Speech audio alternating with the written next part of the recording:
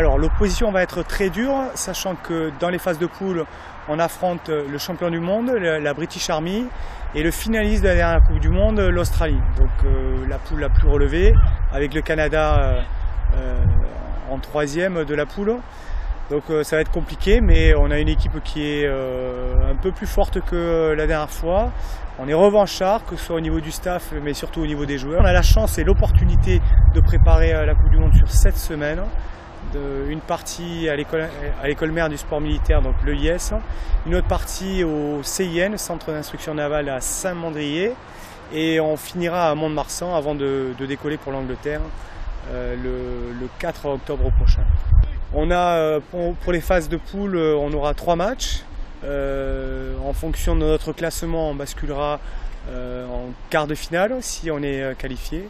Et puis, si on est éliminé en quart de finale, on fera les matchs de classement. Donc, ça fait un minimum de 5 matchs. Il y a eu plusieurs étapes. La première étape, c'était au mois d'avril, où on avait convoqué près de 60 joueurs à Saint-Mandrier, où on a fait déjà un brassage sur les joueurs, on les a testés techniquement, tactiquement, physiquement aussi.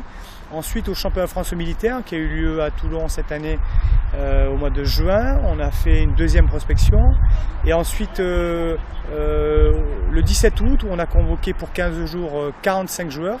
Et parmi ces 45, il en est ressorti 30 avec les meilleurs, donc on considère les meilleurs sur le plan technique, tactique, stratégique et aussi au niveau des relations humaines. Ceux qui adhèrent le plus au projet, comme les joueurs, les entraîneurs ont une énorme fierté de représenter la France, représenter aussi l'armée française. Voilà,